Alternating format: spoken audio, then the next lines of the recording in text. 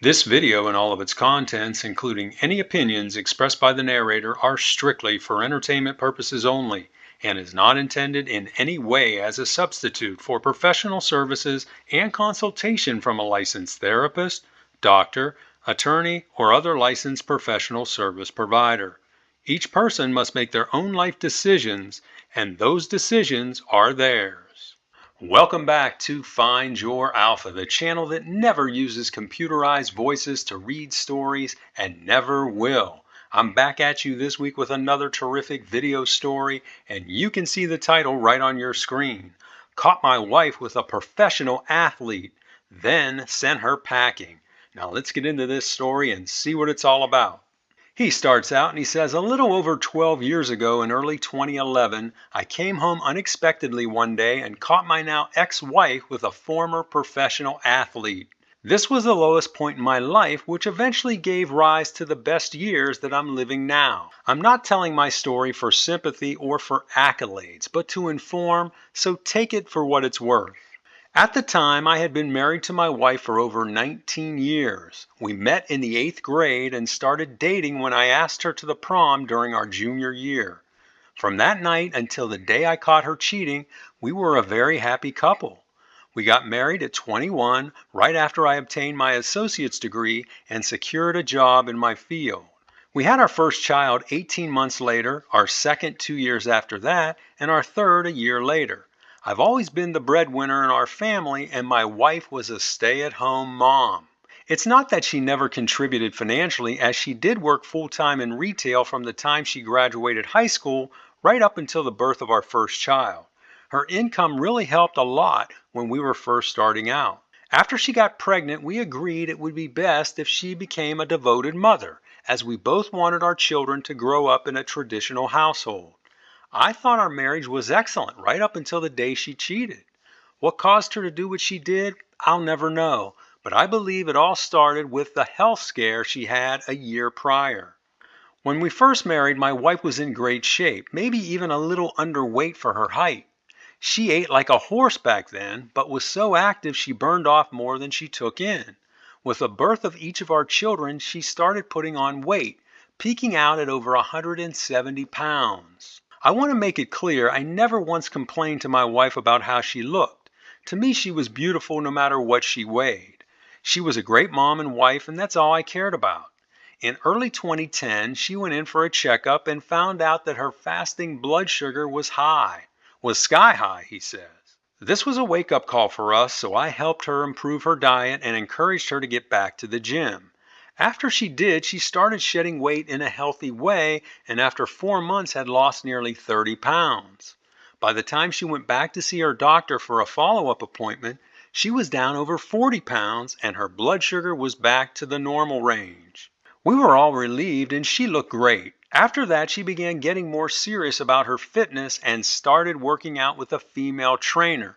Now, when I first read this story, I thought, uh-oh, she's going to be hooking up with this female trainer. But as you'll see, that's not the case. In addition to cardio, she started bag boxing and weight training.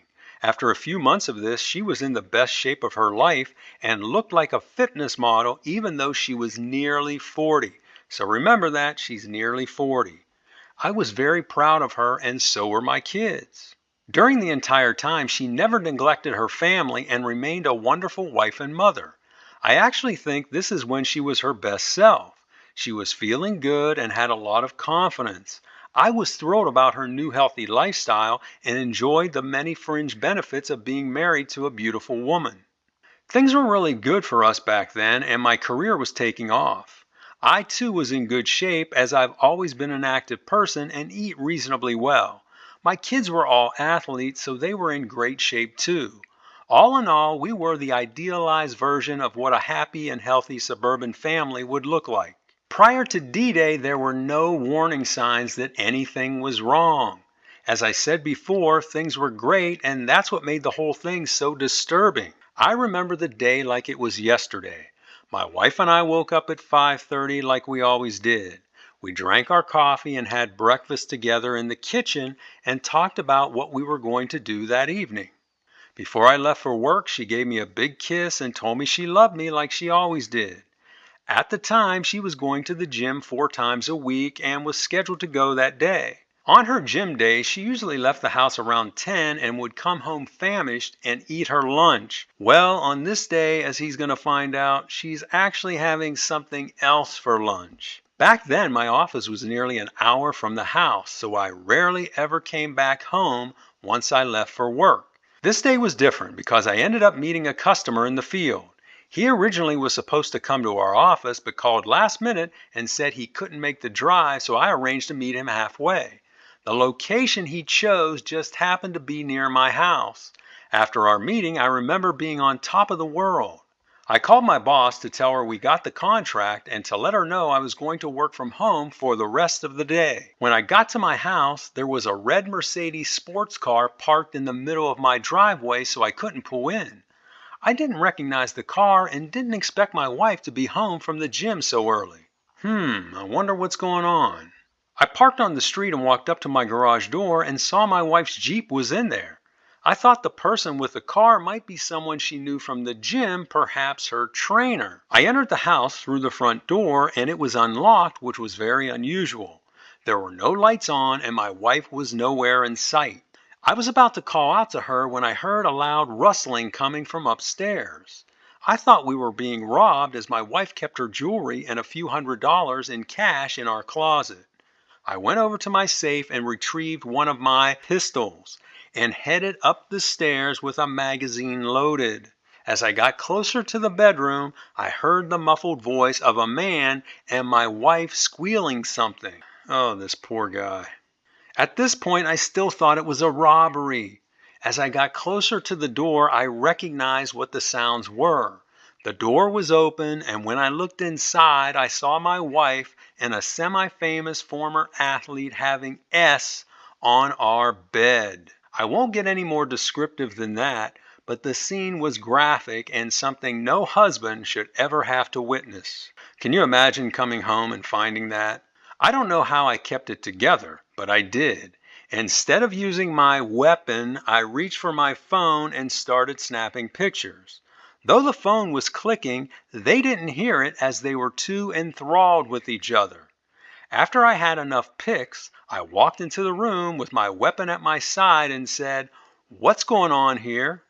Hearing this, the guy sprung backwards like a kangaroo and landed squarely on his ass. His eyes were full of fear as he looked at me and at the weapon at my side. My wife was in a daze and said nothing for a few seconds. She grabbed one of the pillows and put it in front of her, then ran into the bathroom, locking the door behind her. A few seconds later, I heard the shower running. So this woman is complete garbage. I mean, not only did she cheat on her husband, but she also just left her husband there alone with this AP, and who knows what was going to happen. You would think that she would try to diffuse the situation, but she didn't care. All she's thinking about is herself and her self-preservation. I turned to face the guy and gave him a chilling stare. He started pleading with me and I told him to shut his mouth and get out of my house. He said yes sir and went for his clothes. I told him to pick up his clothes and get out. He asked if he could at least put on his pants and I told him if he wanted to leave there with all his body parts, he better leave now. Yeah, this AP should be wanting to get out of there as quickly as possible without pausing at all. And now we're at a point in this story where I want to remind you, if you like what you've heard so far, make sure you hit that like button. Now let's get back to the story. He complied and bolted down the steps with his clothes and shoes in hand. A few seconds later, I heard a loud crash. I looked out and saw that he had backed into a large oak tree across the street. The back bumper, trunk, and tailpipe of his car were severely damaged, while the tree appeared to suffer little beyond some missing bark. My next door neighbor just happened to be outside while the guy was leaving and took down his plate number before he drove away.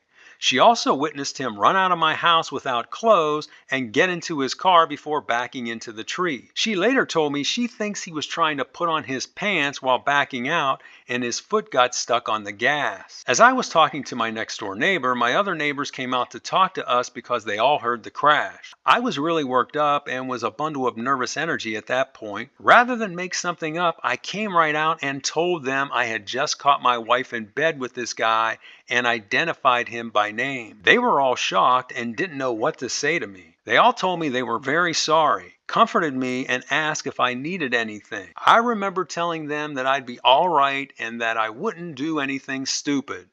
The neighbor whose tree got hit considered calling the police but decided not to since there was little damage to the tree. He also thought they wouldn't do anything anyway since the guy was so well known in the area. After I finished talking to them, I headed back in the house and started rethinking whether I should have told them what happened, though at that point it was too late for second guessing. I planned on confronting my wife, but she was still locked in the bathroom with the shower running. I knocked on the door and called out to her, but she didn't answer. You know why? Because you caught her flat-footed, and now she's in there concocting some kind of story that she's going to tell you. I thought about unlocking the door and going in, but instead I decided to leave the house. Before driving off, I called my mother-in-law and told her I caught her daughter in bed with this guy.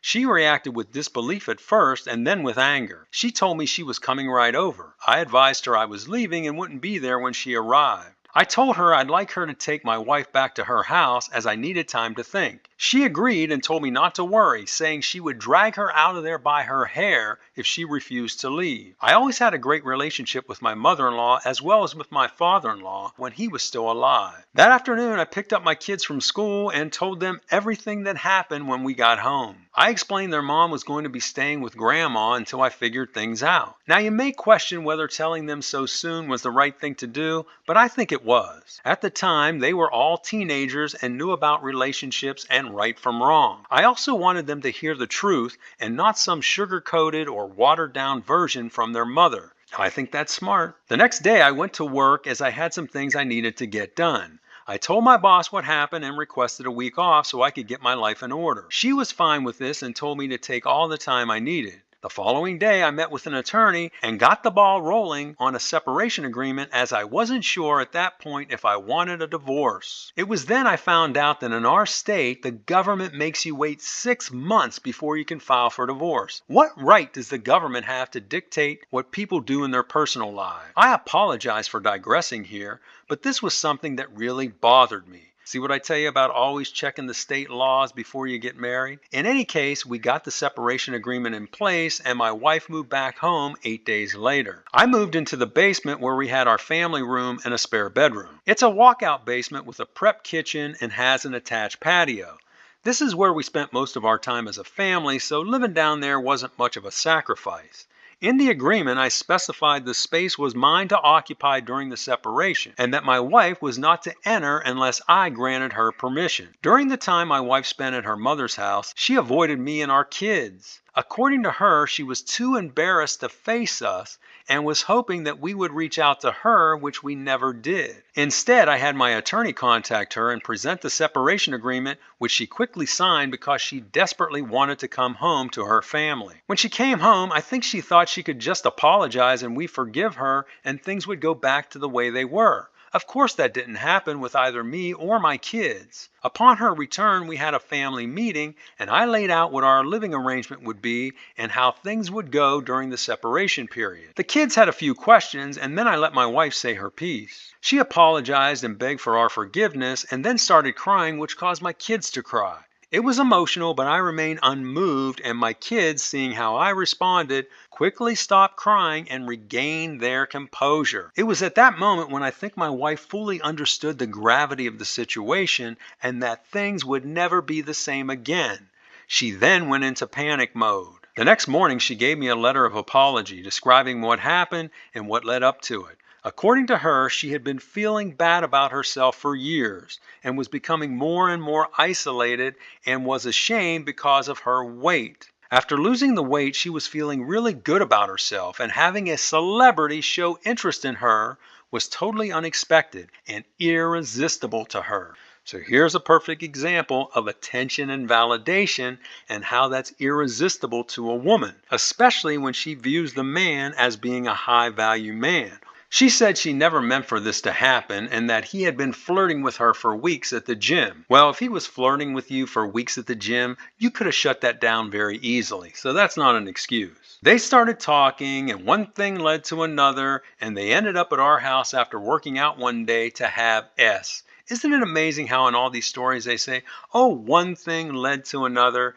No, one thing didn't lead to another. You enabled it to lead to another, and that's how you got in that situation. She claims it was only twice, including the time I caught her, and that it was only a physical attraction. This didn't matter to me, and in fact, it made me think less of her as a person. Yeah, when they use that whole line about, oh, it meant nothing or it was just physical, like that's supposed to make you feel better. I really wasn't interested in hearing the details, but it was good to find out what caused her to go from a loving wife and mother to a lying, untrustworthy cheater in a matter of days. After reading the letter, I realized she was a different person from the woman I married, and I had deep animus towards her. I told her that night that I planned to file for divorce and that she should get a lawyer. She pleaded with me to give her another chance, but I told her I had absolutely no interest in doing so. Good for you, mister. From that night until the day our divorce was finalized, she rarely left the house unless it was to visit her mother or go to the store.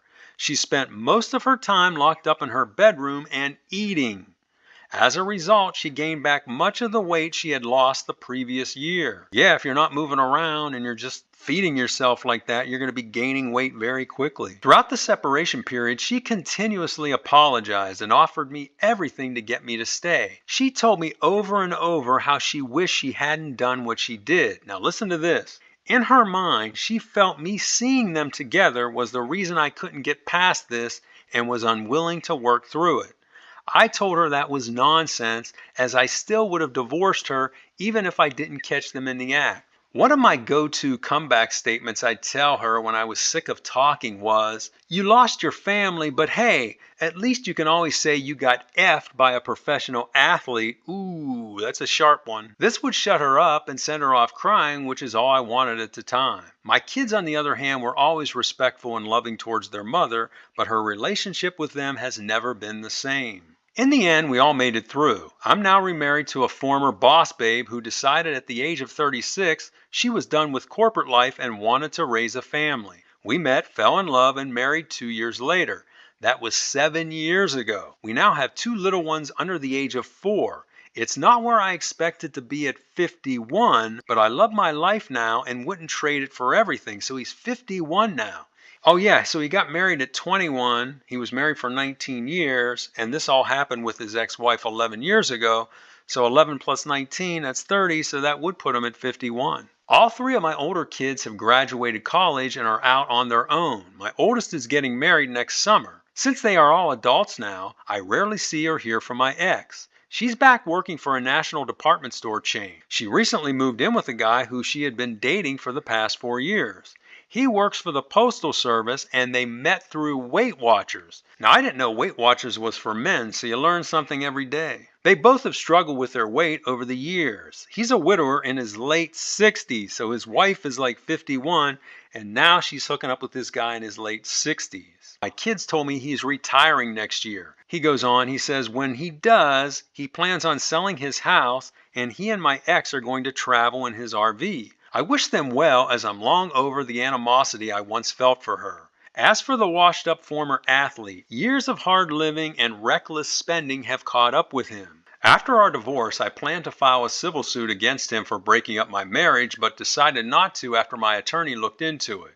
When she did, she discovered that he had filed Chapter 7 bankruptcy on 2 LLCs he owned earlier that year, and he himself had recently entered into Chapter 13 bankruptcy. According to his filing, he listed less than $25,000 in assets and over $900,000 in liabilities. How does someone who made over $15 million playing profession sports end up in this situation? Now, he meant to say professional sports there. This guy, as you can see, made a lot of spelling errors and left out words throughout this story, so just bear with me as I'm reading this. He now lives in Central Florida, and I heard he's once again buried in debt and is getting sued by everyone. The guy has problems. Also, I saw a recent picture of him from a celebrity golf tournament. He's pushing 60 now, but looks more like he's 80 due to the effects of arthritis and years of hard living. So I wonder what sport this guy played. Before I sign off, I'd like to give one piece of advice to all the young men out there who might read this. My advice is to get married and have children, even if your marriage doesn't survive. And today, that's highly likely. You will always have your kids and your bloodline. To me, that's a million times more valuable than all the money and free time I'd have if I was single and child free. Truth be told, the powers that be want to divide men and women to reduce the world population. They want men and women to hate each other and fund extreme movements on both sides to keep us apart and fighting. Don't let them win. Society as we know it will cease to exist if things do not change. And that's the end of his story. And I think this guy handled the situation well. He was cool, he was level-headed, he took immediate action, he divorced his wife, he moved on with his life, and now he has a brand new family. So things for him, it sounds like, turned out very well. And he also makes some very interesting points here at the end. Now, I agree with many of his points that he listed out here at the very end. The only one I don't agree with, as you all know, is that I'm not a proponent of marriage. And the only reason that I'm not is because the laws are set up against men in the United States and most Western countries. But his other points, I think, are well taken. Now, let's take a look at some of the responses he got from the community. The first one is from a woman. She says, I agree with you on the part about having children. My husband was a serial cheater, and like a fool, I ended up staying married to him for 24 years until I finally woke up. You know who woke me up? My kids. They had an intervention with me and convinced me to leave him after years of infidelity. It was the best thing I ever did, and my life has been happy and drama-free ever since. I'm glad you too found happiness. Well, good for this woman. She should have kicked her husband out and divorced him a long time ago when she first caught him cheating. Next, here's a response from a guy. He says, in addition to the cheating, the thing that told me all I needed to know about your wife was the fact she locked herself in the bathroom after you caught her and then went to her mother's house and never once reached out to you or her kids. That tells me she's nothing more than a selfish narcissist, and you should be thankful you got away from her when you did. She likely has always been a cheater, and this probably wasn't her first rodeo. Here's another response from a woman. She says, I can relate to this story as I was married to a retired athlete for 3 years and experienced something similar but from a different perspective. Him being twice divorced should have been a red flag, but I was attracted by his fame and flamboyant lifestyle. There's an example of hypergamy. Turns out he was a cheater and was completely broke.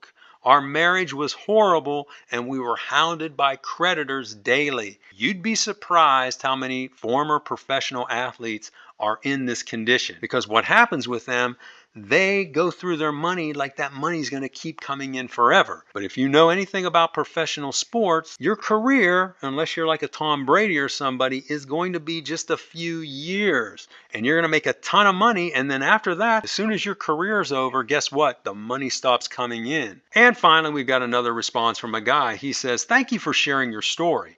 I admire your composure, as I don't think I could have kept my anger in check. I didn't catch my ex in the act, but found out by getting access to her chat and email messages. I divorced her and moved out of state. We were young and thankfully didn't have any kids. That was 5 years ago, and she still messages me every few months just to touch base and see how I'm doing. I never respond. Well, good. You shouldn't be responding to her, and you should block her. So those are some of the responses he got. And now I want to take a look at what I think are some of the morals of the story.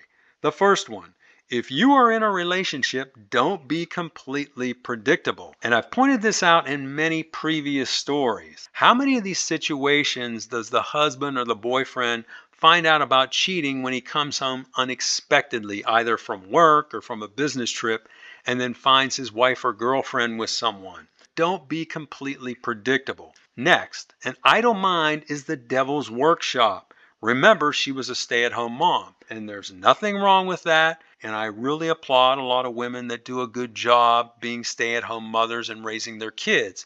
But what happens is, once the kids get older, and he said when she cheated, all the kids were in their teens, remember that? So now she doesn't have anything to do. So she's at home, she's just sitting around the house, nothing to occupy her mind, and look what happens. Next, attention and validation are irresistible for many women, especially when that woman views the man or perceives him as being a high-value man, as she did with this former athlete. And related to that is the next point, hypergamy is instinctive.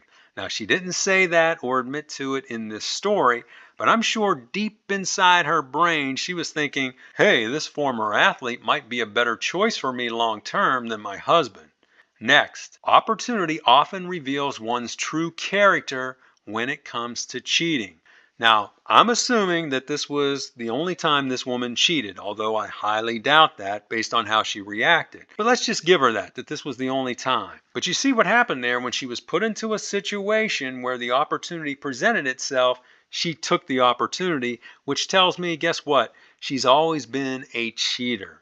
Next point, control the message and inform everyone about the infidelity. Sunlight is the best disinfectant, and you can make sure that everybody knows the truth and not allow your wife or your girlfriend to go out there and spin a different story. And finally, learn to live within your means and make investing for your financial future and independence a top priority. I always say that life is like a three-legged stool. You've got to have good mental health, good physical health, and good financial health to have a successful life. And oftentimes, a person will neglect one of those three legs on the stool. Some people neglect all three, and then it just collapses for them. Everything collapses, almost like this athlete. So you need to make sure that you're strong mentally, physically, and financially to be successful. So those are my thoughts, and now I want to hear from you. What did you think of this story, and how do you think this guy handled the situation? Would you have done what he did, or would you have done something completely different? Tell us about it in the comments. Also, be sure to like this video, share it with your friends, and subscribe to this channel, and I will talk to you